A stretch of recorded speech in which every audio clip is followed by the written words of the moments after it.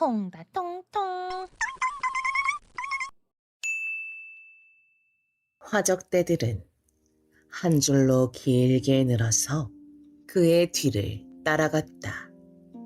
그 모양은 꼭 엄마를 따르는 새끼 오리들 같았다.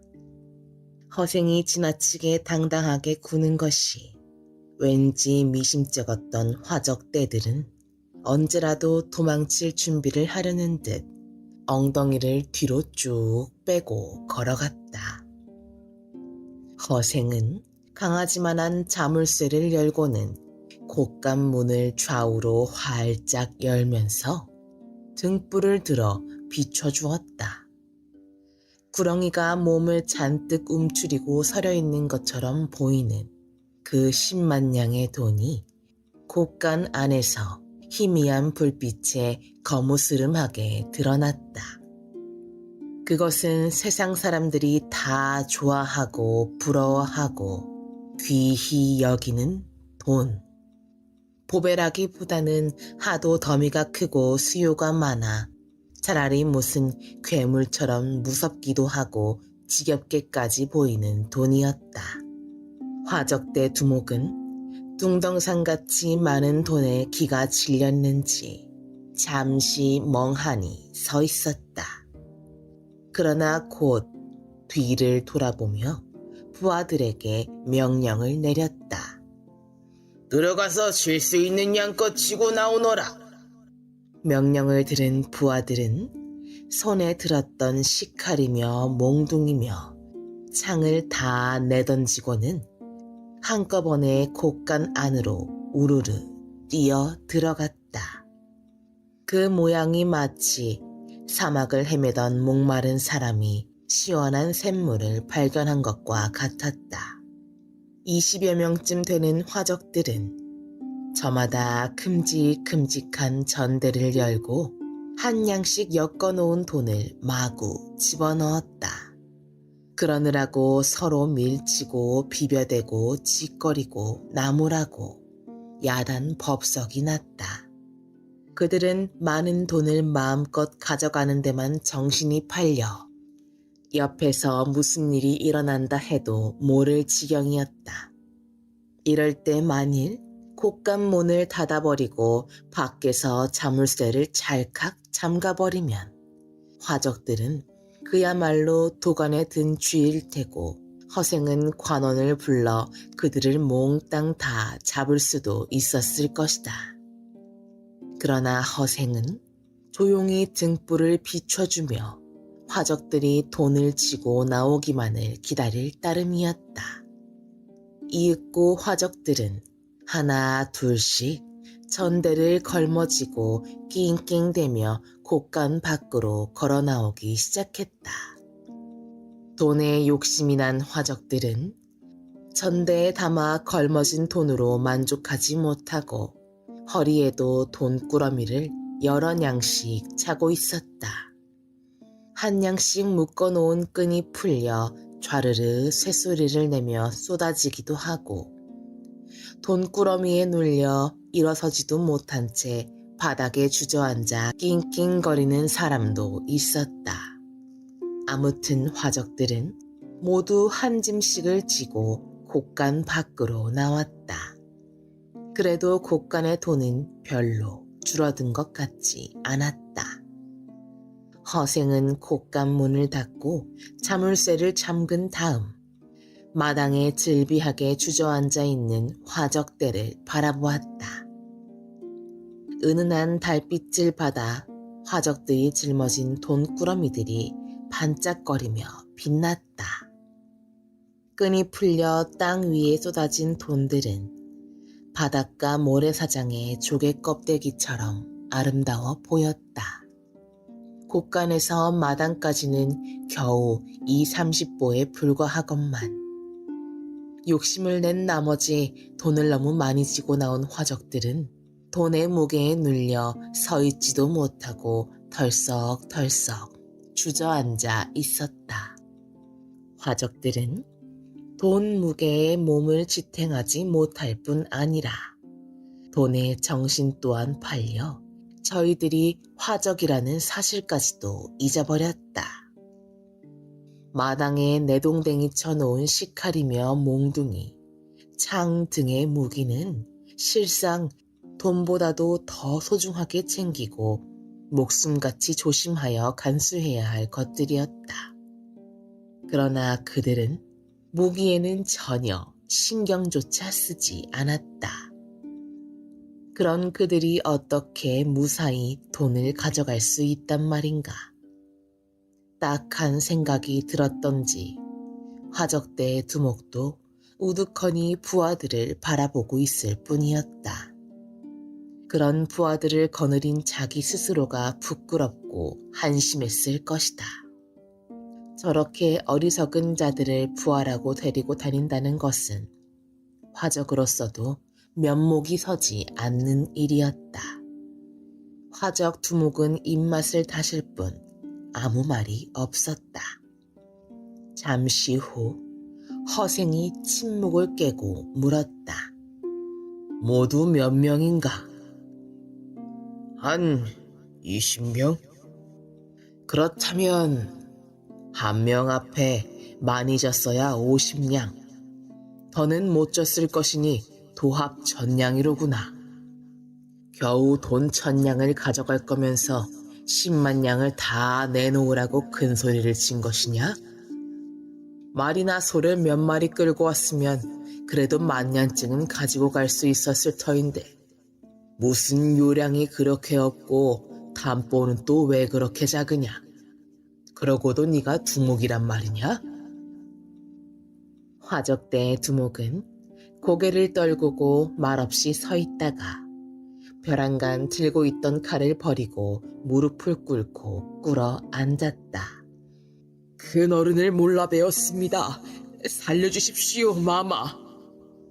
하고 빌었다. 허생은 피식 웃으며 말했다. 그 실없는 사람이로구만. 내가 화적의 우두머리라도 된단 말인가? 마마라니, 당치도 않네. 저 그럼 무엇라고 부를까요? 나는 한낱 선비에 불과하고 남들은 나를 허생이라고 부르니 그렇게 부르는 게 좋을 듯한데. 그럼 그대로 불러 올리겠습니다. 화적대의 두목은 마당에 있는 부하들을 돌아보며 이 앞으로 와서 꿇어 앉아라! 하고 명령을 내렸다. 화적들은 처음부터 허생의 점잖고도 침착한, 그러면서도 위험 있는 태도에 감탄한 나머지 존경하는 마음을 품게 되었다. 그래서 두목의 명령이 떨어지자 조금도 주저하지 않고 일제히 허생 앞으로 와서 쭉 끌어앉아 머리를 조아렸다. 달빛 아래 반짝거리는 돈 위에 주저앉은 화적들이 허생 앞에 고개를 숙이고 엎드린 모습은 어쩐지 경건해 보이기까지 했다. 화적들의 존경의 마음은 밤 공기를 타고 파도쳐 서로의 가슴에서 가슴으로 전해졌다. 허생은 아무 말 없이 한참이나 화적의 머리를 내려다보고서 조용하고 담담한 목소리로 입을 열었다. 어째서 화적이 되었는지 그 연유나 한번 들어보세. 그러자 그중 늙구스레한 화적 하나가 고개를 들며 말했다. 본시야 저희들도 모두 양민입니다만 먹고 살기가 힘들어 어쩔 수 없이 화적이 되었습니다. 허생이 만일 나라의 형편과 민정을 짐작하지 못하는 사람이었다면 이 화적들의 말을 뻔한 핑계로 생각했을지도 모른다. 그러나 허생은 넓게 생각하고 깊이 아는 힘이 뛰어난 사람이었다. 당신은 조선 후기로 나라 형편과 백성들의 살림이 몹시 어려운 때였다. 조선 역사 500년을 생각해 볼 때 외적의 침입이 없던 때가 드물었고 내란 또한 끊임이 없었지만 그 정도가 가장 심했던 시기였기 때문이다. 조정에서는 외척들의 횡포에 동서남북으로 파가 갈라져 당쟁이 끊일 사이가 없었고, 지방에서는 토호와 수령 방백의 토색질 때문에 백성이 편히 살 수 있는 날이 거의 드물었다. 큰 화적이 생겨 여러 해 동안 양민들을 괴롭히는가 하면 흉년이 들고 모진 병이 퍼져 무수히 많은 사람들이 죽기도 했다. 게다가 선조 25년 5만 명의 외병이 부산포에 침입한 것이 시초가 된 임진왜란은 7년의 세월을 끌었다. 그동안 조선 팔도에 외병이 이르지 않은 곳이 없고, 외병이 지나가는 곳이면 폐허가 되지 않은 곳이 없었다. 외병들은 성을 무너뜨리고 민가에 불을 지르고 양식과 가축을 약탈해가고 재물과 보화를 도적질했다. 그뿐인가? 부녀자를 겁탈하고 백성을 인질로 잡아가고, 조정에서는 우리 힘으로 외병을 물리칠 수 없게 되자 명나라에 도움을 청하였다. 처음에는 우리와 힘을 합해 외병을 몰아내던 명나라 군사들은 외병이 물러가자 자신들 또한 약탈을 서슴지 않았다. 이렇듯 외병이 짓밟고 지나간 자리를 명나라 군사들이 다시 한번 짓밟았다. 그 후 명나라가 망하자 중국을 지배하게 된 청나라에서 조선에 쳐들어왔다. 이것이 병자호란이다. 그러나 우리 백성들도 당하고만 있진 않았다.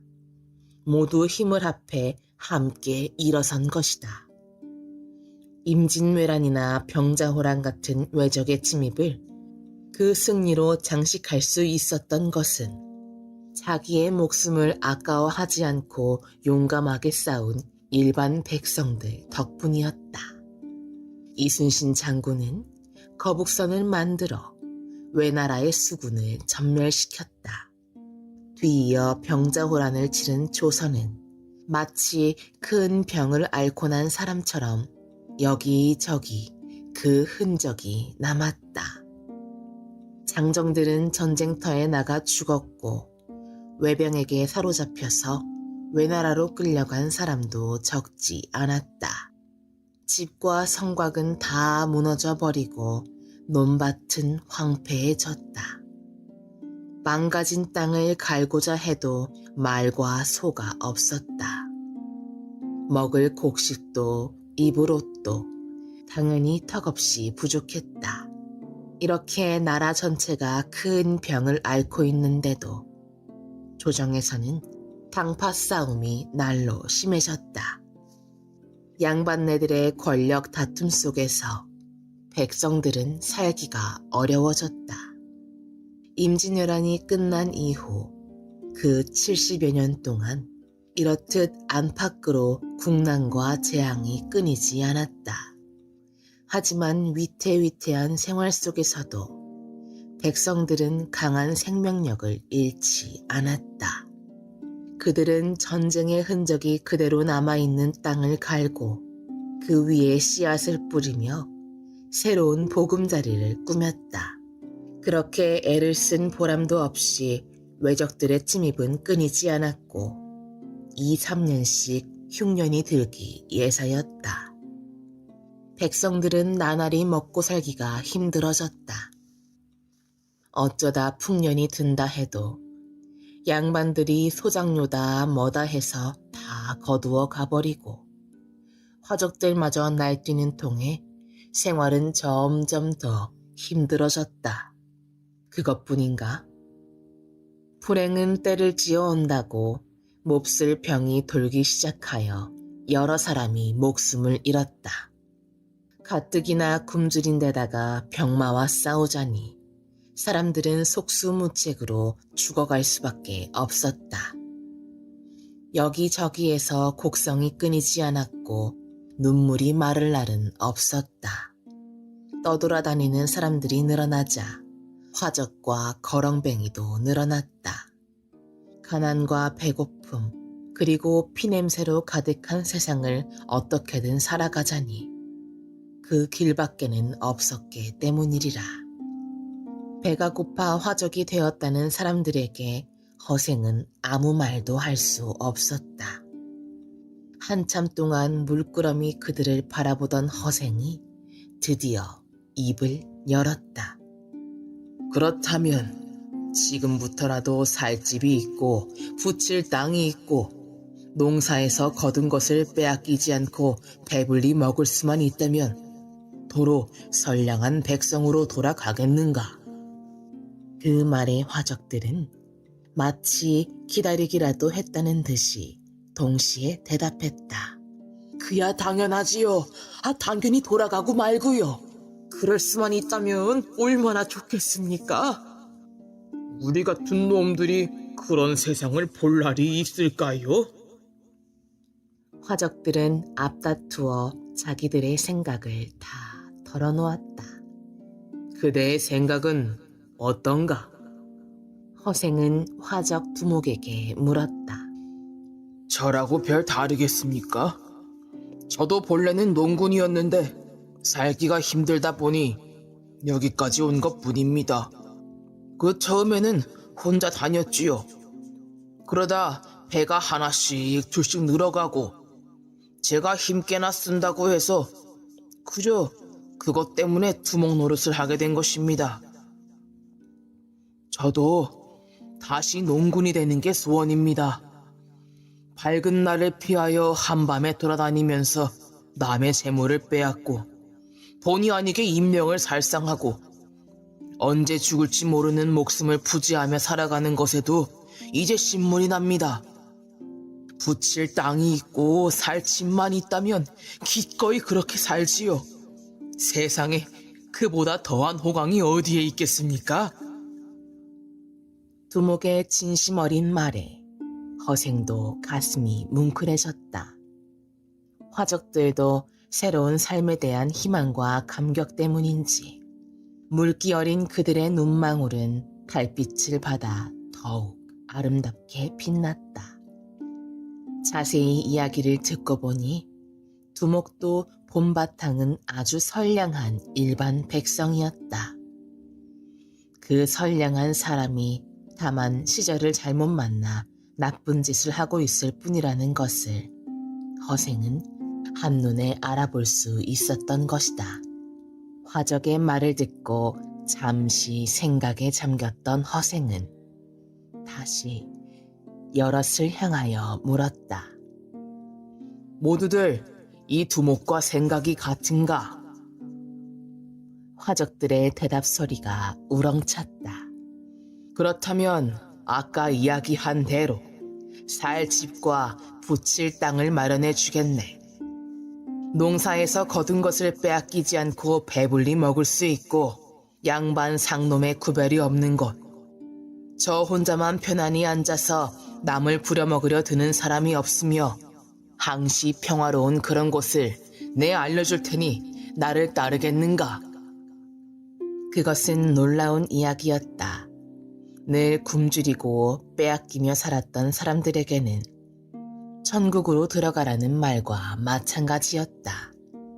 우리 민족은 오랜 옛날부터 농사를 지어왔고 또 그것을 하늘에서 정해준 자신의 일로 알고 열심히 그 일을 해왔다. 농사 짓는 사람이 천하의 근본이라는 믿음으로 생활했던 그들은 자기 일에 자부심을 가지고 있었다. 그런 사람들이 농사 지을 땅을 빼앗긴다는 것은 삶을 빼앗기는 것과 마찬가지인 것이다. 부쳐먹을 땅을 준다는 얘기는 죽은 사람에게 다시 생명을 준다는 것처럼 반가운 소리임이 분명했다. 그래서 허생의 질문이 떨어지기가 무섭게 그들은 큰 소리로 자신 있게 대답할 수 있었는지도 모른다. 그런 별천지가 있다면 10번도 더 가지요. 하는 커다란 목소리에 잠시 생각에 잠겨있던 허생은 정신을 차렸다. 사람들이 와 하고 웃음을 터뜨렸다. 긴장된 분위기도 달빛을 따라 부드럽게 풀리고 한겨울 추위도 모두의 희망과 기대에 녹아 점차 수그러들었다. 허생은 사람들이 기뻐하는 모습을 보자 마음이 흐뭇해졌다. 모처럼 허생의 입가에도 미소가 환하게 번지기 시작했다. 노랑 수염 밑으로 단단하게 다물어져만 있던 그의 입술이 모처럼 아름다운 반달 모양의 윤곽을 보였다. 그렇다면 모두들 각자의 고향으로 돌아가 가족들을 거느리고 다음 달 보름날까지 충청도 강경장터로 모이거라. 호라비는 마누라를 얻어가지고 오고 종각은 장가를 들어 색시를 데리고 와야 한다. 허생의 목소리에서도 즐거움이 묻어났다. 푸른 물 위를 달리는 하얀 돛담배처럼 매끄럽게 쏟아져 나오긴 했지만 허생의 말소리는 감격 때문인지 조금 떨리고 있었다. 예 하는 대답 소리와 함께 킥킥 웃는 소리도 들렸다. 여기서 강경까지가 얼마나 되느냐고 옆 사람에게 묻는 사람도 있었다. 사람들은 잠시 웅성거렸다. 모두가 조용해지기를 기다려 허생은 다시 입을 열었다. 돈은 각기 필요한 만큼만 가지고 가시오. 10냥이 필요한 사람은 10냥, 20냥이 필요한 사람은 20냥, 100냥이 필요하면 100냥을 모두 가지고 가도 좋소. 그냥 지고 가기에 무거운 사람은 말을 사서 싣고 가도록 하시오.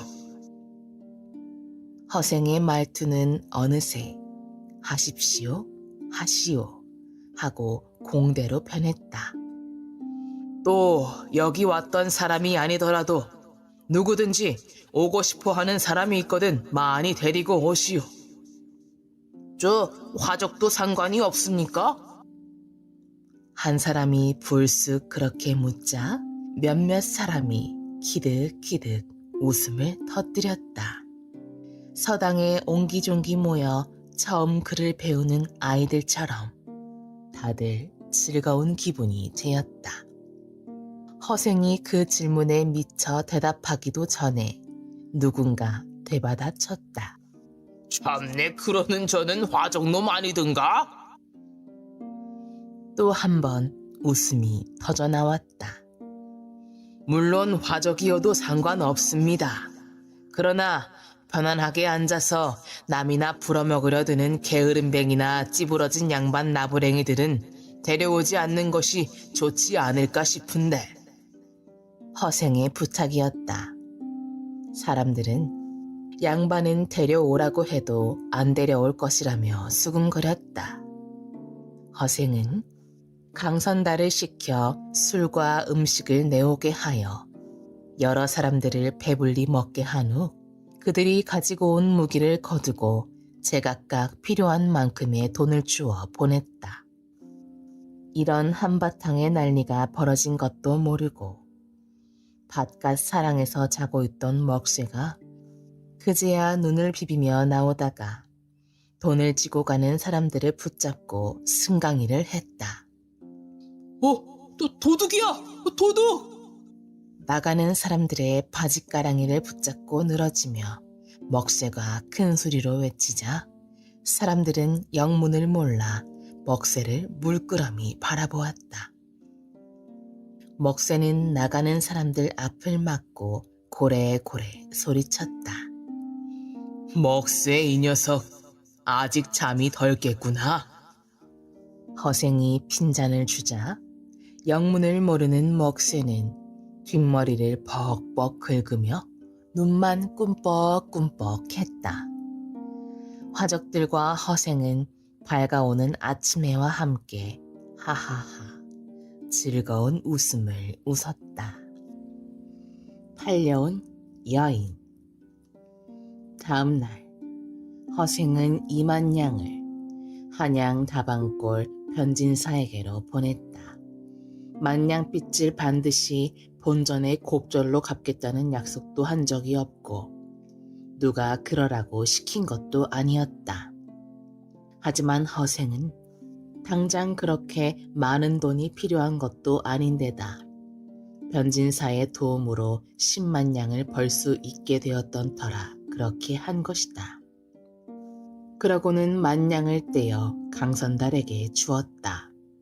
그리고 남은 돈은 강선달에게 부탁하여 그와 거래를 하는 강경장터의 큰 물상객주, 상품 매매와 숙박을 업으로 하던 사람 윤씨에게 보냈다. 10만 냥이란 큰 돈을 벌어 남에게는 후하게 베풀면서도 허생은 정작 자기 자신을 위해서는 먹새와 함께 겨울옷 한 벌씩을 해입은 것 말고는 단 한 푼도 쓰지 않았다. 먹새가 본댁에 돈을 좀 보내드려야 하지 않느냐고, 마님은 무얼 잡숫고 지내시라고 그렇게 모르는 척 하시느냐고 투덜거렸지만 허생은 끄떡도 하지 않았다. 그저 한양을 떠나올 때 돈 100냥을 보냈으니 한동안은 지낼 수 있을 것이라 말하며 속으로만 염려할 뿐이었다.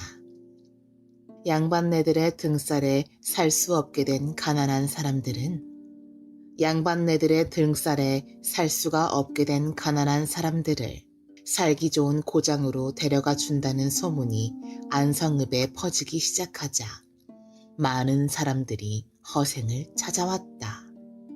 허생은 한 사람 한 사람을 귀찮게 여기지 않고 일일이 그 사정을 묻고 사람의 됨됨이를 본 후에 돈을 챙겨주며 다음 달 보름날까지 가족을 거느리고 충청도 강경장터로 오라고 일러서 보내곤 했다. 사흘 동안 200여 명의 사람들이 몰려왔다. 그리고 막상 떠나는 날이 되었는데도 사람들은 꼬리에 꼬리를 물고 찾아왔다. 마지막까지 사람들을 만나 이야기를 나누다 허생은 시간에 쫓겨 자리를 떴다. 허생은 자기가 떠난 후에도 찾아오는 사람이 있거든 강경으로 보내달라며 강선달에게 부탁을 하였다. 그리고 마침내 안성을 떠날 채비를 했다. 목새와 함께 길을 떠나는 허생의 행색은 처음 이곳에 올 때와 별로 다를 것 없이 꾀죄죄하고 초라했다. 겨울옷을 한 벌 해입긴 했지만 그 옷도 해입은 지 오래되어서 때가 잔뜩 끼어 있었다. 갓은 올 때 쓰고 온 것 그대로 헛갓이었고 신발도 올 때 신고 왔던 남학신이었다. 강선달은 한겨울에도 남학신을 신고 있는 허생이 안타까워 가죽신을 사다 주면서 신으라고 했지만 허생은 한사코 거절했다. 전 그런 것은 신을 줄도 모르고 신어 본 적도 없습니다. 허생은 단호한 목소리로 거절의 뜻을 밝혔다. 그럼 지난번 오실 때처럼 집신을 신으십시오. 목쇠에게 금세 삼아달라 하면 되지 않습니까? 집신이나 미투리는 마른 날밖에 못 신지만 남학신은 진 날 마른 날 두루 다 신으니 그보다 더 편리한 신발이 어디 있겠소. 강선달이 아무리 사정을 해도 허생은 허허 웃으며 이렇게 대답할 뿐이었다. 그도 틀린 말은 아니었지만 허생이 딸깍딸깍 남학신 소리를 내며 걸을 때마다 강선달은 못내 마음에 걸렸다. 그뿐인가? 후줄근하게 떼국에 전 옷이며 노닥노닥해진 갓, 고린내 나는 버선 한 짝에 이르기까지 허성의 차림새는 남루하기 그지 없었다. 어쨌거나 자신의 손님이고 게다가 이제는 큰 부자인데다 또 그 인품까지 존경할 만한 허생이 그렇게 허름한 모습을 하고 있다는 것이 강선달은 너무나 안타까웠다. 하지만 강선달의 이런 마음을 잘 알면서도 허생은 번번이 거절했다. 비단 신발이나 옷을 몇 벌씩 지어 허생에게 권하다 거절당한 것도 한두 번이 아니었다. 허생이 과분하다고 생각하면서도 즐기는 것은 오로지 술뿐이었다. 며칠 걸러 한 번씩 강선달이 향기 있고 맛 좋은 술을 내오면 허생은 연암은 잔씩 마셨다. 하지만 그것도 늘 있는 일은 아니었고 또 낮에는 절대로 술을 입에 대지 않았으며 어떤 경우에도 취하는 일이 없었으니 참으로 절제가 몸에 밴 선비였다. 강경으로 떠나기 위해 허생이 안사랑 중문 밖을 나서려는데 마침 내패 교군 가마 하나가 들어왔다. 강선달이 허생의 소매를 잡으며 간곡히 말했다. 제 마지막 정입니다. 이걸 타고 가시지요. 하지만 허생은 멋쩍게 웃을 뿐이었다. 성한 다리를 두고 어째서 그런 걸 타고 다닙니까? 무안해진 강선달이 서둘러 말했다. 저에게 그렇게 후하게 해주셨는데 저는 그것에 만분의 일도 보답하지 못했습니다. 강선달이 공손히 허리까지 숙이며 권했지만 허생은 겸손하게 그 뜻을 거절했다. 괜한 말씀을 하십니다 그려. 제가 만냥으로 10만냥을 번 것도 그거 따지고 보면 그게 다 선달님께서 일을 잘 해주신 덕택 아닙니까? 그런 은혜를 생각하면 돈 10,000냥 드린 것이 오히려 미흡한 데다 후하다 할 것이 무엇이 있겠습니까? 허생은 진심으로 고마워하며 말했다. 평소 사람의 마음가짐은 돈으로 살 수 없다고 생각하던 허생은 강선달의 마음 씀씀이에 늘 고마움을 느끼고 있었다. 하지만 강선달도 거기서 물러서지는 않았다. 기약 없이 헤어져야 하는 아쉬움과 허생에 대한 존경심 때문에 그는 허생이 조금이라도 더 편하게 강경까지 가기를 바라고 있었다. 아유, 안 됩니다. 자, 날도 차고 또 강경 장터까지 200리를 걸어가자면 아무래도 이틀은 걸어가셔야 할 것이니 좀 고생이겠습니까? 어서 오르십시오. 강선달은 허생의 옷자락을 잡아 끌었다. 하지만 허생은 꿈쩍도 하지 않았다. 강선달, 예. 하늘에서 인간에게 2 다리를 주신 것은 제가끔 제 발로 걸어다니라는 뜻에서 그러신 게 아니겠소. 그렇습니다마는 그러니 성한 2 다리를 가지고도 교군을 타고 다니는 것은 첫째, 하늘의 뜻을 거스르는 것입니다. 또 사람은 다 같은데 누구는 교군 위에 앉아서 편안히 가고 누구는 사람 무게, 교군 무게 해서 그 무거운 것을 메고 가고 그런 것은 공평하지 않습니다. 그것도 나이 많은 노인이나 병자, 먼 길을 걷기 어려운 여인이나 어린아이라면 모를까. 2 다리와 육신이 멀쩡한 나 같은 사람이 타고 간다는 게 그게 말이나 돼요? 강선달은 허생의 얼굴을 바라보았다. 단호한 어투에 걸맞게 단호한 표정이었다. 또 한 번 허생의 깊은 뜻을 헤아리지 못한 것이 쑥스러워 강선달은 말소리를 조금 낮추었다. 저 그럼 말을 타시는 건 어떨지요? 말은 급한 길을 갈 때나 타는 것이지 편안하자고 타서는 안 됩니다. 한가한 사람이 편안히 가고자 타는 그 말을 그동안 집에 두면 그만큼 일을 많이 할 것이니 결국 이익이 생기지 않겠습니까?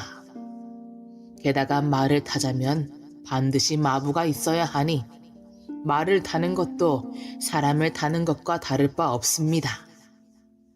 듣고 보니 맞는 말이었다.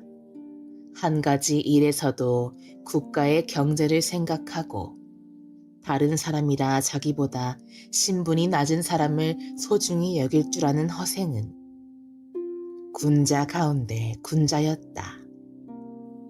결국 강선달은 자기 고집을 꺾을 수밖에 없었다. 그렇게 고든 성품을 가진 허생에게 몸 편히 가기를 권하는 것은 잘못이라는 생각이 들었기 때문이다. 강선달은 하는 수 없이 하인을 시켜 미투리를 가져오게 했다.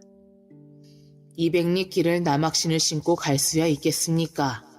이거라도 신으시지요. 강선달은 자신이 직접 허리를 굽혀 미투리를 발 앞에 놓아주었다. 허생은 겸연쩍은 듯 낮게 껄껄 웃으면서 가다가 우리 먹새가 보기에 딱하면 덜맥이라도 삼아줄 텐데요. 하지만 이왕 내오셨으니 신고 가지요. 하고 미투리를 신었다. 그때였다. 머리와 매무새가 흐트러진 젊은 여자 하나가 허둥거리면서 달려들었다. 몹시 서두르는 기색이 역력했고 뭔가에 쫓기는 듯한 모습이었다. 여자는 허생을 대번에 알아보고 그 앞에 덜썩 주저앉으면서 애원하듯 매달렸다. 선비님, 저 좀 살려주십시오. 그런 좋은 세상이 있거든 저도 좀 데려가 주세요. 아니 무슨 일로 그러시오? 허생이 묻는 말에 여자는 손을 들어 먼 곳을 가리켰다. 저는 저 아래 술집에 있는 매화라는 사람입니다. 그런데 수양어미 등살에 살 수가 없어요. 수양어미가 어찌하기에? 허구한 날 손님 시중 안 든다고 때리고 꼬집고 밥도 굶기고 그래요. 부끄러움도 없이 그 여자는 치마를 훌렁 걷어올리고 다리를 보여주는데 정말이지 어디 한 군데 성한 곳 없이 피멍이 잔뜩 들어있었다. 허생은 무심결에 다리를 내려다보다가 고개를 돌리면서 물었다. 팔려왔소? 그 당시만 해도 먹을 것이 없어 딸을 파는 부모들이 종종 있었다. 먹고 살 길이 없으니 팔려올 수밖에요. 여자는 훌쩍이며 말했다. 제법 예쁜 얼굴이었지만 그동안 고생을 해서 그런지 어딘지 모르게 그늘진 구석이 있었다. 얼마에 팔려왔소? 5년을 기한으로 70냥에 팔려왔습니다. 그래, 팔려온 지는 몇 해나 되었소? 17에 팔려와서 올해에 22입니다. 기한은 지났지만 그동안 또 빚을 져서. 여자의 말소리는 점점 더 기어 들어갔다. 슬픔이 북받쳐 오르는지 목소리도 젖어가는 느낌이었다. 얼마나 빚을 지었소? 100냥이 넘는다고 합니다. 허생은 대수롭지 않다는 듯이 말했다. 그 돈만 갚아주면 마저 나올 수가 있겠구려. 예.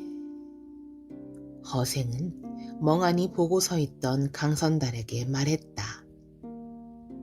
이 여인의 사정이 딱하니 제가 떠난 후에 저 아래 술집에 100냥을 갚아주십시오. 강선달은 조용히 고개를 끄덕였다. 가난하고 힘겹게 사는 사람들을 보살피려는 허생의 마음에 강선달도 감동을 받은 것이었다. 그런데 자기 할 바를 다 했다는 듯 허생이 발길을 돌리려 막 문을 나서려 할 때였다. 여자가 다시 허생의 앞을 가로막았다. 이왕 도와주시는 김에 저도 그 좋은 세상으로 함께 데려가 주십시오. 투정 부리는 듯한 말투였지만 목소리에서는 절박한 마음이 잔뜩 묻어났다. 부모님한테 가보구려. 허생은 무심히 대답했다. 다 돌아가시고 안 계십니다. 수양집에 진 빚도 반쯤은 부모님 돌아가셨을 때 장례 치르느라고 든 돈이었어요. 허생은 조금 안타까운 생각도 들었지만 그런 기색을 드러내지 않고 단호한 목소리로 말했다. 형제나 일가는 없소? 가까운 일가는 없고 손이 오라버니가 하나 있는데 노름꾼의 바람둥이라서 밤낮 저에게 와서 돈 뜯어가기가 일쑤랍니다. 빚의 절반은 오라버니가 빼앗아간 돈인걸요. 허생이 가련하다는 눈빛으로 여자를 바라보았다. 그런 허생의 눈길을 피하지 않고 여자는 허생을 올려다보았다. 그 눈빛에는 간절한 애원이 담겨 있었다. 그렇다 해도 젊은 여자 하나는 데리고 갈 수가 없소. 허생은 흔들리는 마음을 감추느라 더욱 단호히 잘라 말했다. 하지만 여자는 쉽게 물러설 생각이 아니었던지 울먹거리며 막무가내로 졸라댔다. 이 천지에 갈대라고는 오라버니 집뿐인데. 여자는 잠시 말을 멈추었다. 사흘도 안 되어서 또 저를 팔아먹고 말 겁니다. 허생은 여자의 애절한 눈빛을 외면하며 대답했다. 그러면 호랍이라도 만나 살림을 차리고 사시오. 싫습니다. 남자는 이제 다 싫습니다. 허허, 이런 딱한 노릇이 있나. 데려가 주세요. 데려가만 주시면 종살이라도 하겠습니다. 나는 종이 필요 없는 사람이요. 그럼 저기 저 시커먼 사람은 누구예요? 우리 먹새 말이요. 내 일을 거들어주는 사람이요. 여자는 포기한 듯 고개를 떨구었다. 그러나 잠시 후 다시 허생을 졸라댔다. 사람을 살려놓고 도로 죽이는 법이 어디 있습니까? 데려가 주십시오. 네? 종이 싫으시다면 저도 일 거들어드리는 사람이라도 되면 그만 아닙니까? 도저히 그냥 물러설 것 같지 않은 태도였다. 허생은 귀찮은 일에 말려든 것 같아서 조금 짜증이 났다. 어째 이런 일이. 아니 데려가시더라도 어떻게든 뒤따라가고 말 겁니다. 한참 동안 그런 실랑이가 벌어졌다. 주변 사람들도 귀찮았는지 그냥 데리고 가라고 허생에게 권하기 시작했다. 그럼 한 가지 약조를 해두어야겠다. 가서 술집에서 하던 버릇대로 하는 일이 있으면 당장 내쫓을 테니 그리 알렸다. 약속하지요. 그건 그리 어려운 일도 아닌데요, 뭐. 그리고 젊은 여자가 혼자 한평생을 지낼 순 없으니 마땅한 자리가 있으면 남편을 얻고. 허생이 동생에게 하듯 걱정스러운 투로 말했다. 그건 그때 가봐야지요. 어허, 당연히 혼인은 해야지. 허생이 친동기처럼 엄하게 또 다정하게 말을 하자 여자는 살며시 미소를 띄었다. 혹시 선비님 같은 자리가 있다면 또 모르죠? 여자의 얼굴에 꽃처럼 붉은기가 확 올랐다가 사라졌다. 허생도 얼굴이 뜨거워져서 잠시 고개를 들렸다. 제가 인물은 보잘것없어도 17살까지 얌전한 어머니 밑에서 배워 바느질 솜씨는 제법이랍니다. 선비님 옷도 잘 꿰매드리고 식사도 맛있게 지어드릴게요.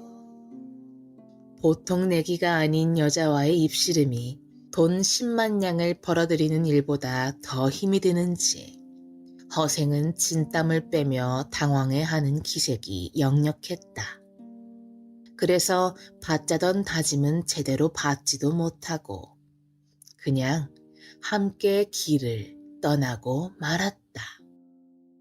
희망의 섬을 찾아. 흰 눈발이 희끗희끗 날리는 섣달 20날. 강경에서는 한바탕 난리가 벌어졌다. 허생과 허생을 따라온 4천여 명의 사람들로 강경 땅 전체가 술렁거렸다. 살 집과 붙일 땅이 있고 농사지어 거둔 것을 빼앗기는 일 없이 배불리 먹을 수도 있고 양반 상놈의 구별이 없이 평등한 살기 좋은 고장을 찾아가는 사람들이 먼 백길을 떠나기 위한 준비에 한창이었기 때문이다. 허생은 강경 장터에 도착하던 길로 먹새와 객주주인 윤서방네 집에서 일하는 사람을 데리고 여러 가지 준비를 하느라 정신없이 바빴다. 허생은 우선 넓은 바다를 건널 수 있는 큰 배 50척을 샀다. 4천여 명이 타고 갈 배였으니 널찍하고 튼튼한 것을 골라 고장난 곳은 없는지 목수를 불러서 말끔히 수리까지 마쳤다. 그리고 쌀을 비롯해 보리, 콩, 팥, 수수 등 1년 동안 먹을 수 있을 만큼의 곡식을 골고루 샀다. 수천 필의 옷감을 끊고 소 300마리와 새끼 돼지 1000여 마리, 닭 수천 마리와 쇠스랑, 괭이, 호미, 낫, 가래 등등의 농사 도구, 돕, 대패 등의 목수 연장, 솥, 식칼, 도마, 소반 등의 부엌 용품까지 부족함 없이 넉넉히 사들였다. 행여 4천여 식구들의 살림에 불편함이 있을까 싶어 허생은 살림 장만에는 돈을 아끼지 않았다. 안성에서부터 탐탁지 않게 여겼던 허생에게 매화는 생각지도 않았던 좋은 일꾼 노릇을 해주고 있었다. 많은 사람들의 새 살림살이를 마련하는 일이라 허생도 나름대로는 여러 가지로 생각하고 일을 꾸몄지만 아무래도 남자이다 보니 세세한 구석에는 소홀한 점이 없지 않았다. 그때마다 매화는 옆에서 허생의 부족한 점을 하나하나 지적하며 재치 있는 조언을 아끼지 않았다. 덕분에 준비는 더욱 수월히 진행되었다. 매화가 하는 일은 그뿐이 아니었다.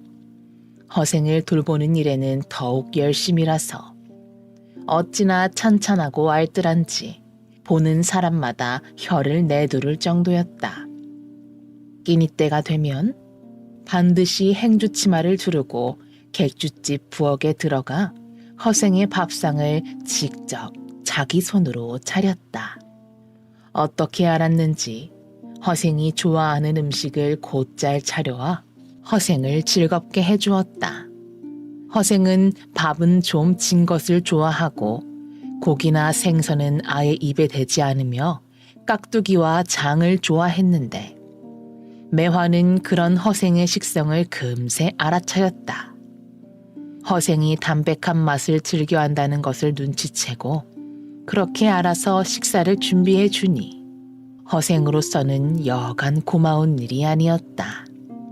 게다가 저녁이면 허생이 향기롭고 맛 좋은 술을 마시길 좋아한다는 것을 알고 2, 3일에 한 번씩은 술상을 보는 것도 잊지 않았다. 허생의 바로 옆방에 거처를 정한 매화는 허생이 잠에서 깰 때부터 밤에 잠자리에 들기까지 한시도 게으름을 부리는 일이 없었다.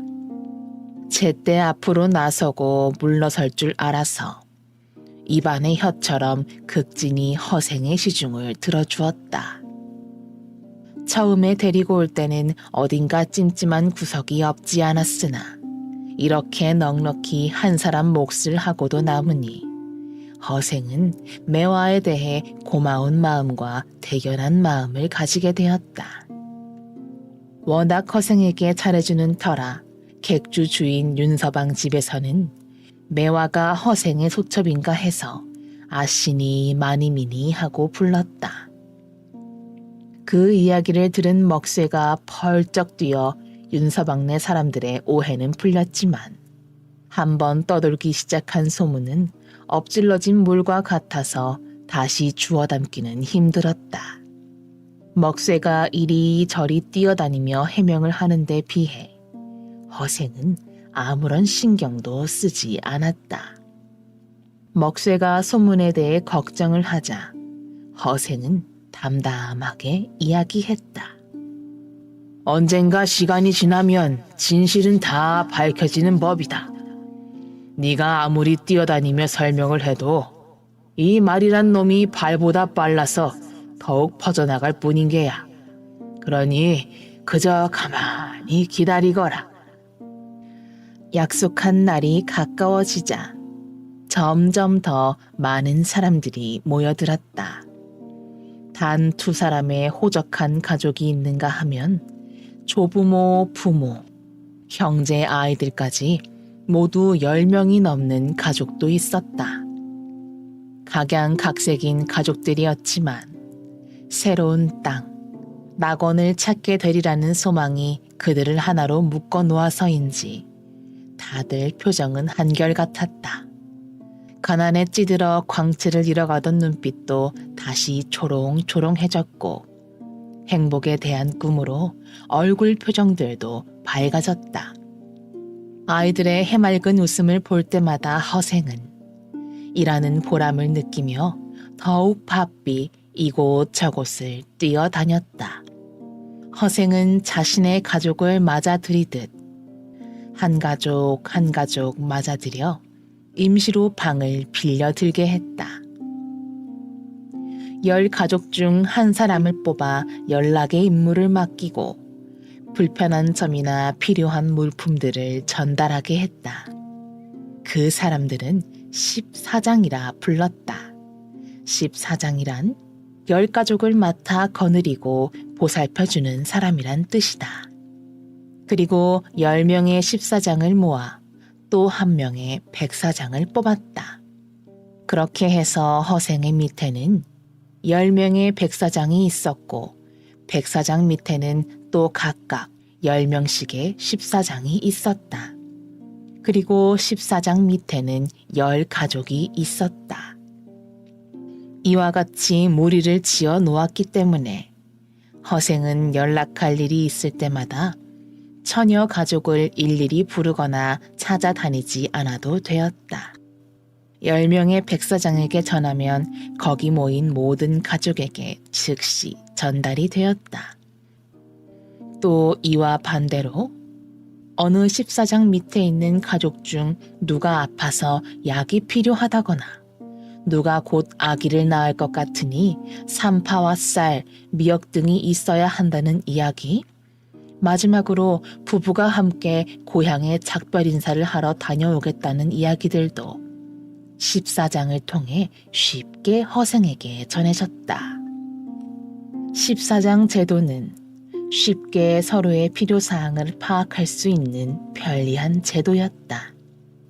어쨌든 허생이 돈을 물 쓰듯이 하며 가진 물건을 다 사들이는 바람에 강경 장터에서는 또 한바탕 큰 난리가 났다. 난데없는 큰 부자가 들어와 그 큰 배를 자그마치 50척이나 사들이고 수천 석의 곡식에 수천 마리의 가축, 농사 도구와 살림살이를 산더미같이 사들이는 데다 값도 부르는 대로 모두 내고 있으니 웬만한 장사꾼들은 그 바람에 큰 횡재수를 잡은 셈이었다. 강경에서는 강아지가 돈을 물고 다닌다는 우스갯소리가 나올 정도로 돈이 흔하여졌다.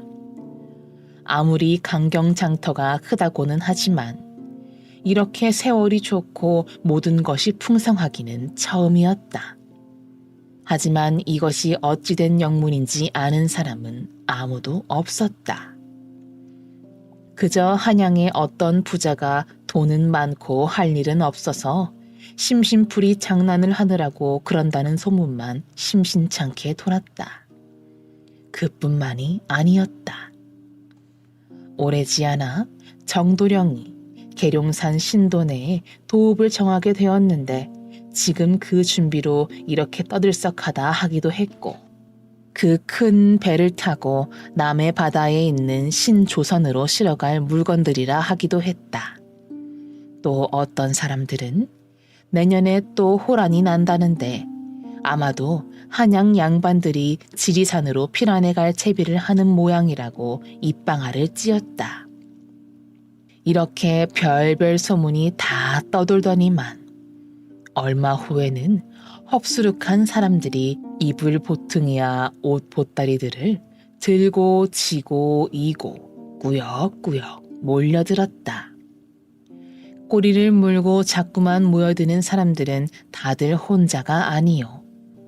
부부를 중심으로 노인이며 어린아이들을 데리고 온 가족 단위의 사람들이었다. 그러다가 마침내 수천 명이 모여들기에 이르렀다. 그 커다란 강경장터가 사람으로 미어질 것만 같았다. 잠잘 방이 없어서 사람들은 사방에다 옴을 팠다.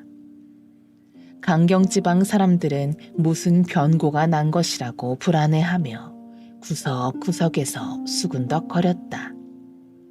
그러다가 그 모여든 사람들의 입에서 살기 좋은 고장을 찾아 떠난다는 이야기를 듣고서야 궁금증이 풀렸다.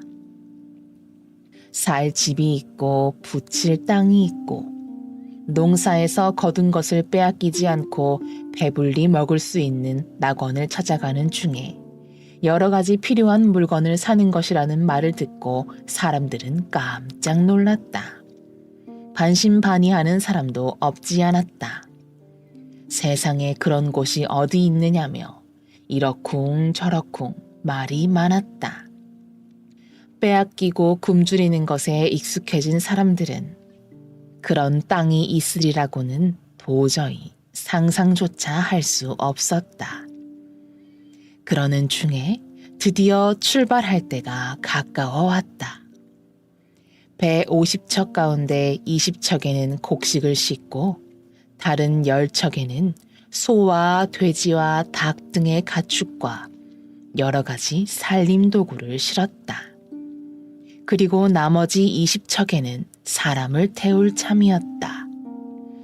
모든 준비가 끝나자 허생은 10사람의 백사장을 불러 예정대로 날이 밝자마자 길을 떠날 터이니 전원을 모두 부두로 모이게 하라는 전가를 했다. 백사장들은 신이 나서 십사장들을 모으고 십사장들은 이 집 저 집 돌아다니며 큰 소리로 외쳤다. 그 떠날 채비를 하십시오. 떠날 준비를 하시오. 다들 신명이 나는 모양이었다. 사람들은 기쁜 나머지 덩실덩실 춤을 추기도 했고 식구들을 껴안고 감격의 눈물을 흘리기도 했다. 오랫동안의 고생이 끝나는 날이라 생각한 것이다.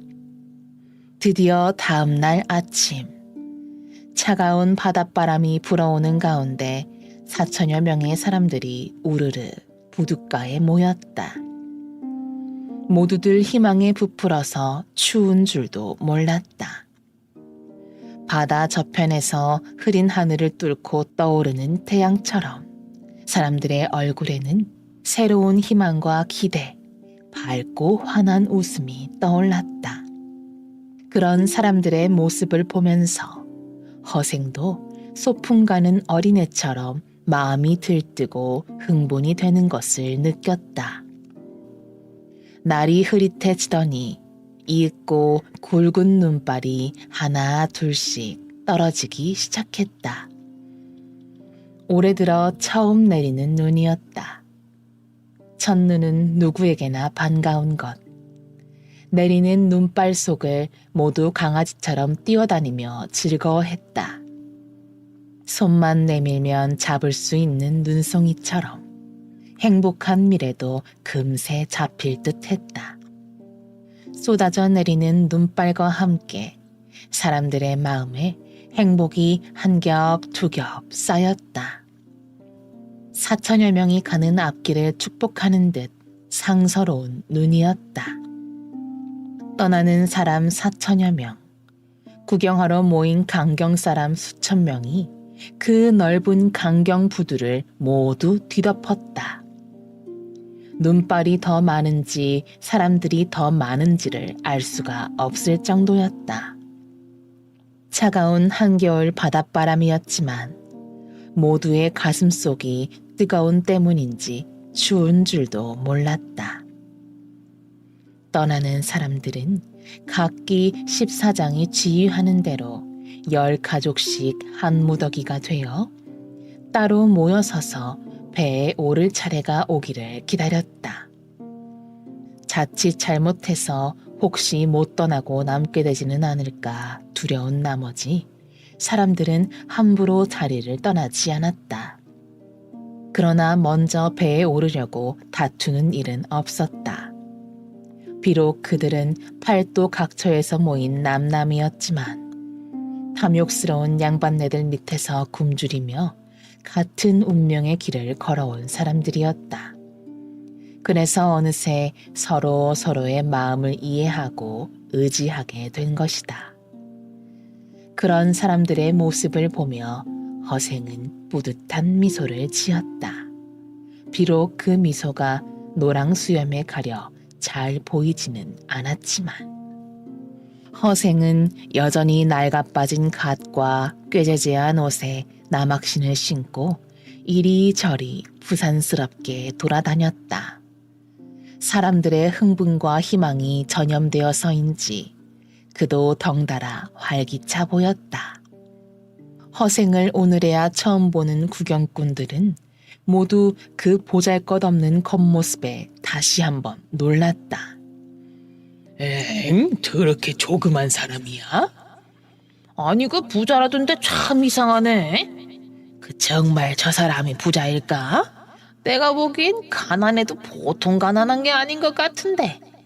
아이고 허생 밑에서 일하는 사람이겠죠. 저 사람은 허생이 아닐 거라며 수군대는 사람이 있는가 하면 그렇게 부자라는데도 그 참 검소하게 옷을 입었구만. 저 눈빛 좀 보시오. 얼마나 위엄있고 지혜로워 보이는가. 하고 허생의 검소함과 당당함을 칭찬하는 사람도 있었다. 드디어 모든 사람들이 배에 올라탔다. 자, 출발! 가자! 신이 난 아이들이 두 팔을 지켜들고 목청껏 외쳤다. 모두가 배에 탄 것을 확인한 허생은 맨 앞에 배에서 하얀 길을 휘둘렀다. 그러자 그 깃발의 신호를 쫓아 다른 배들도 일제히 닻을 감고 돛을 올렸다. 눈발을 실은 바람이 시원하게 불어왔다. 얼굴을 찌를 듯이 차갑고 매서운 바람이었지만 모두들 피하려는 생각이 없었다. 그저 시원하다고 느낄 뿐이었다. 모두의 마음이 따스했기 때문일까? 4천여 명의 새로운 희망을 실은 50척의 배는 둥둥 울리는 북소리와 어야디야 뱃노래 소리와 함께 서서히 부두로부터 멀어져 갔다. 제주 목사 김아무개.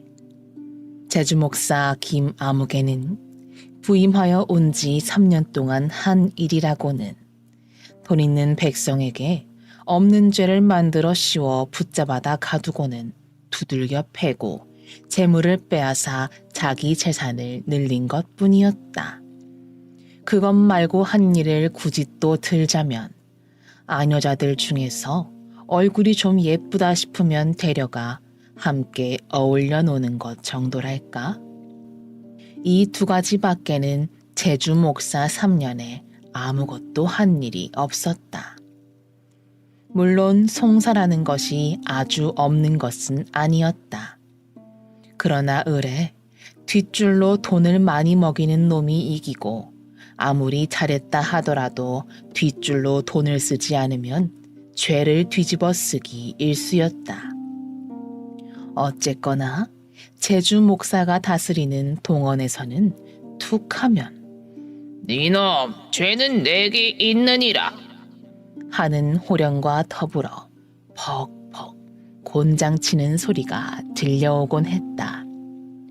늘씬하게 곤장을 맞고 나온 사람들은 집으로 실려가 병석에 누워야 했다. 이런 식으로 다스리는 목사이건만 군데군데 그의 선정비가 섰으니 정말 재미있는 노릇이 아닐 수 없었다.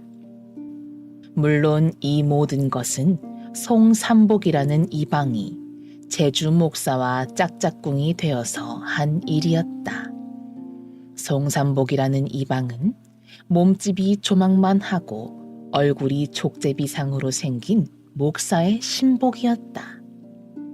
목사가 시키지 않아도 만만한 사람은 잡아들여 죄를 얽어 곤장을 치고 그렇게 해서 빼낸 돈으로 호의호식을 일삼았다. 백성들의 사정을 빤히 알면서도 목사의 나쁜 짓을 앞장서서 돕는 송삼복에 대해 백성들의 원성은 높아져 갔다. 그러던 어느 날 목사의 심부름으로 조천에 나갔던 이방 송삼복이 잠시 후 돌아오더니 눈이 빠지게 기다리고 있던 목사에게 사또, 큰일 났습니다. 하고 밑도 끝도 없는 소리를 했다. 왜? 계집아이가 도망이라도 쳤더냐? 목사는 무슨 일이 잘못되었는가 싶어 초조히 물었다. 조천에 사는 이 좌수라는 사람에게 17살 먹은 딸이 있는데 인물이 제법 반반하여 목사는 이 좌수에게 동헌에 딸을 들여보내라고 명령을 했었다. 그러나 이 좌수는 펄펄 뛰며 딸을 내놓지 않았다. 화가 난 목사는 오늘 아침에 다시 송삼복을 시켜서 순순히 말을 듣지 않으면 내일은 새벽같이 포리가 잡으러 갈 것이라고 엄포를 놓았다. 지금 계집아이가 문제가 아닙니다. 지금 조천에는 생 난리가 났습니다. 송삼복의 대답에 목사는 갈피를 잡지 못하여 되물었다. 난리라니? 그건 또 무슨 소리냐? 그 한양에서 큰 부자로 있는 허씨라는 양반이 큰 배 50척에 곡식 수천석과 수천 명의 사람을 싣고 조천으로 들어와 지금 짐을 푼다, 사람을 내린다, 아주 난리가 났다니까요. 허씨라고? 큰 부자에다 양반? 그거 들어보지 못한 이름인데. 그래. 무슨 목적으로 그렇게 많은 곡식과 돈을 싣고 왔다더냐? 그것은 소인도 자세히는 모르겠습니다만 아무래도 우리 제주로 살러 온 듯 싶습니다요. 그 심심하던 차에 잘 되었구나. 그러게 말씀입니다. 그런데 뭐가 큰일이란 말이냐?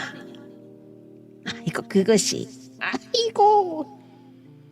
송삼복은 무슨 속셈인지 혼자 킥킥 웃었다. 어서 말을 해보려무나. 아닙니다. 하도 큰 봉이 걸려들었기에 좀 놀려드리려고 그랬었지요. 그놈 참. 저 기름에 튀길 놈한테 내가 가끔 속아 넘어간단 말이야. 그래, 삼보가. 예. 계집도 쓸만한 게 들어있더냐? 글쎄요. 하긴 그 많은 사람 중에 계집이 절반일 텐데 그 중에 쓸만한 계집 하나 없겠습니까? 그렇긴 하다마. 에헴. 허씨가 소첩을 하나 데리고 왔는데 인물이 아주 똑 떨어진다던데요. 그게 정말이냐? 목사는 사뭇 구미가 당기는 듯 그 우람한 몸집이 무색할 정도로 경망스럽게 이방 송삼복에게 얼굴을 들이댔다. 목사는 겉모습 하나만은 어디에 내놓아도 손색이 없을 정도로 풍채가 좋았다. 소인이 직접 눈으로 보지는 못했습니다만 조천 백성이 이구 동성이니 아마 예쁘기는 예쁜가 봅니다. 아하.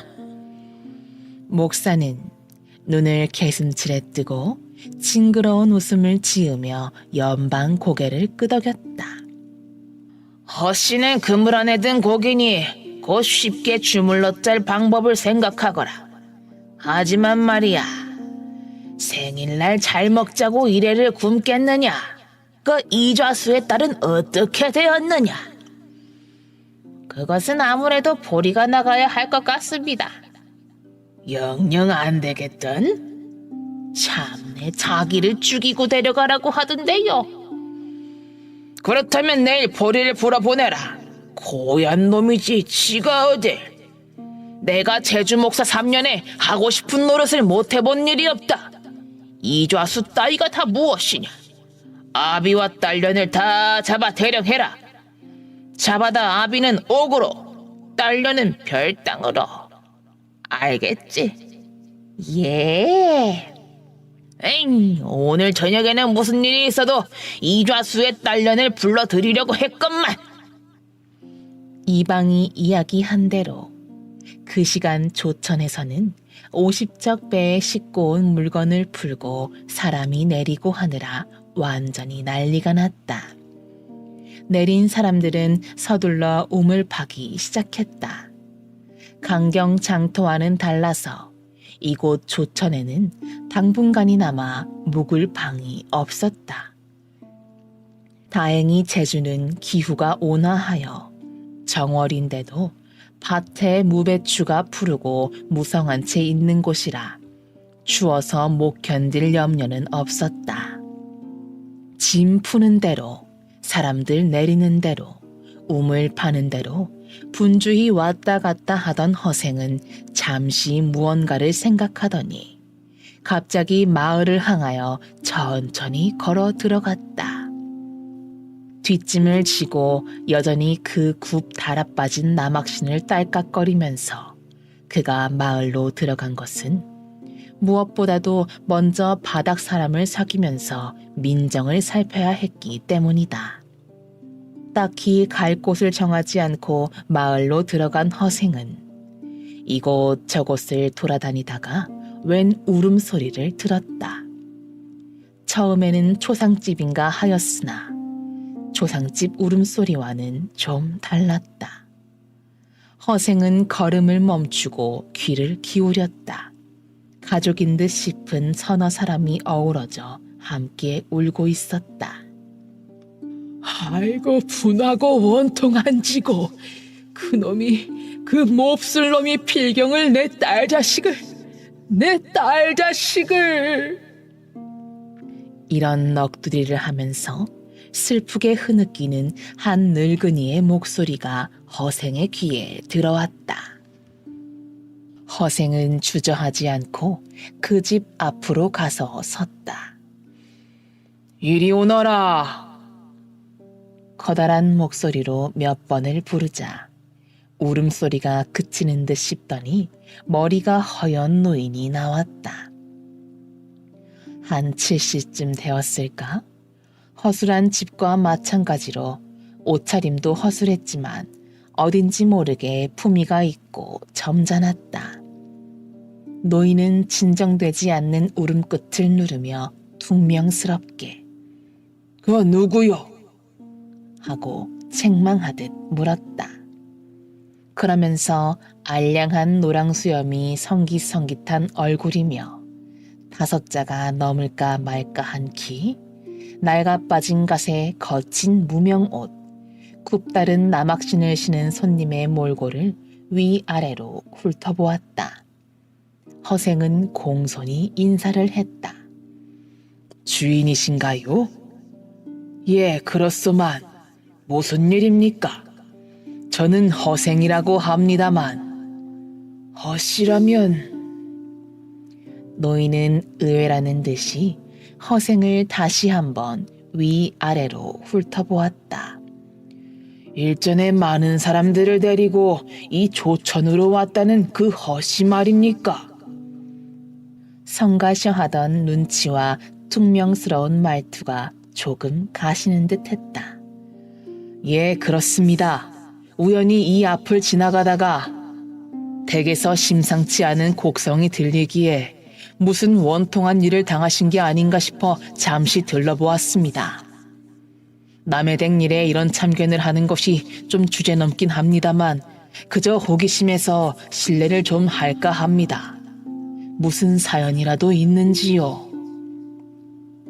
노인은 생김새와는 달리 정중하고도 기품 있는 허생의 태도에 호감을 느꼈다.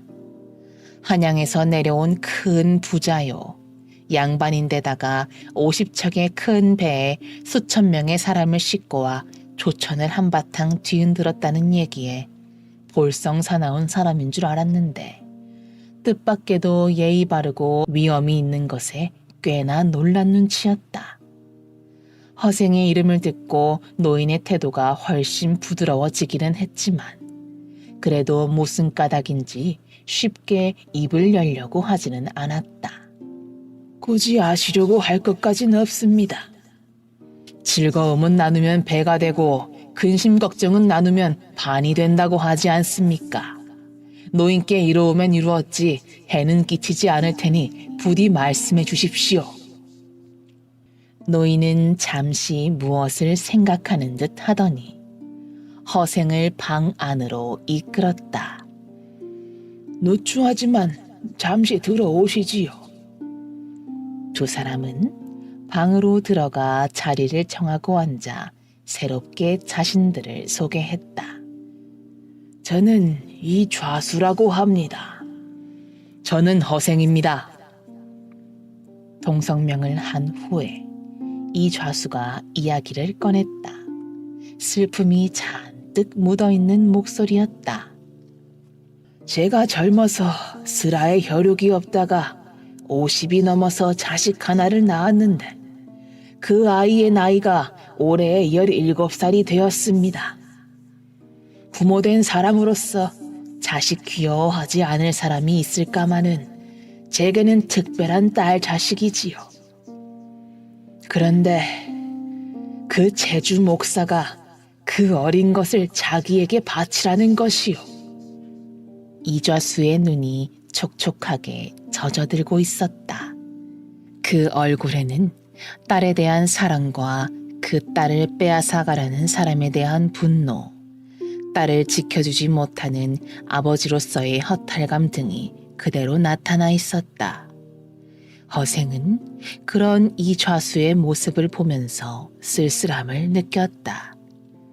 허생은 어떤 방법으로 제주 목사를 혼내주어야 할지 곰곰이 궁리하기 시작했다. 그 애를 둘째 부인으로 삼아 오래오래 데리고 산다 해도 저로서는 차마 못할 노릇 아니겠습니까? 이좌수는 허생의 동의를 구하는 말투였다. 허생은 아무 말 없이 고개를 끄덕였다. 그런데 그놈의 행동으로 보아서는 며칠 데리고 놀다가 헌신짝 버리듯 버릴 것이 분명하니. 이좌수가 낮게 한숨을 내뱉자 가슴 깊은 곳에 묻어두었던 근심까지 함께 뿜어져 나오는 듯했다.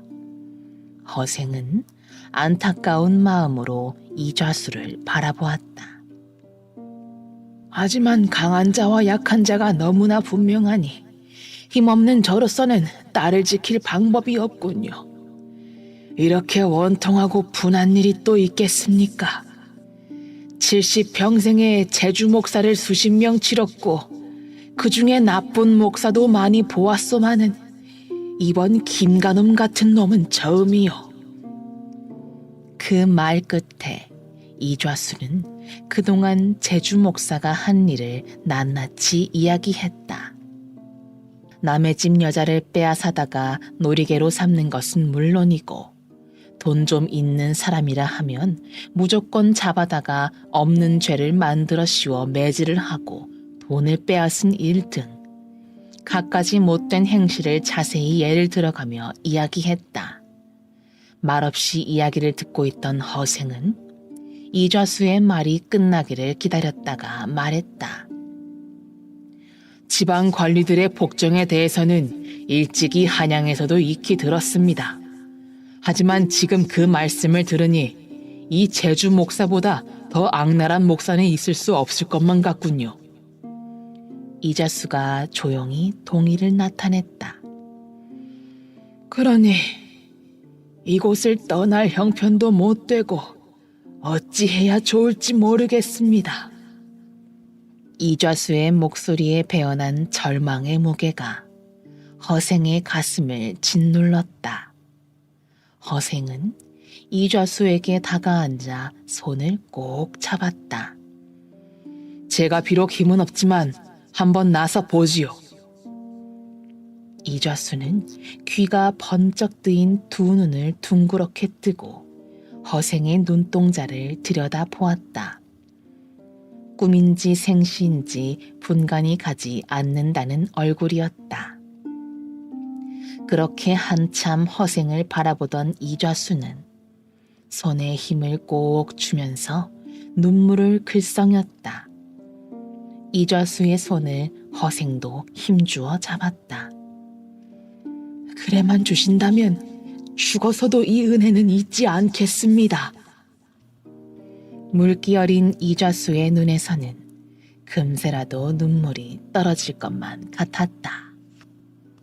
그런 이좌수의 모습을 보니 그가 얼마나 딸을 사랑하고 있는가를 가슴으로 느낄 수 있었다. 우선 노인장께서 좀 서둘러 주셔야겠습니다. 허생이 목소리를 가다듬고 말했다. 제 딸을 구할 수 있다면 불 가운데들 못 들어가겠습니까? 무엇이든 말씀만 하십시오. 이좌수가 절박한 목소리로 말했다. 허생은 지그시 미소를 지으며 이좌수에게 조용조용히 속삭였다. 제주 성내에 목사의 못된 짓에 불만은 가진 사람들이 많이 있겠지요? 허생의 입에서 무슨 말이 떨어질까 조바심하며 바라보던 이좌수는 당연한 말을 묻는 허생을 의아한 표정으로 바라보았다. 제주 백성들이 다 그렇다고 해도 빈말은 아니지요. 이방 송삼복 한 놈만 빼고는. 송삼복이라는 이름을 입 밖에 내는 것만으로도 소름이 끼친다는 듯이 이좌수가 몸을 떨었다. 그렇게 불평을 품은 사람 중에서 말씀입니다. 예. 이좌수가 서둘러 대답했다. 그 중에서 똑똑하고 남들이 믿어하는 사람 몇 명만 내일 밤까지 저와 조용히 만나도록 해주십시오. 예, 그럼요. 아마 많은 사람들이 우리 계획을 도와줄 것입니다. 이좌수는 벌써 우리라는 말을 쓰고 있었다. 믿음직한 허생의 도움을 받고 있다는 사실이 그에게는 큰 힘이 되는 모양이었다. 하지만 오늘 밤 안으로는 서둘러야 할 것입니다. 내일이면 점심때가 못 되어서 저는 붙잡혀 가고 말 게 분명하거든요. 도움을 구하는 눈빛이었다. 허생이 적당한 대답을 해주지 못하면 이좌수의 기대는 눈물이 되어 아롱아롱 떨어질 것만 같았다. 그러면 지금 이 길로 성내에 들어가서 우선 몇몇 사람만 데리고 나오십시오. 허생은 잠시 생각한 후에 이렇게 계획을 바꾸어 말했다. 그러고는 이좌수에게 다가앉더니 은밀한 목소리로 말했다.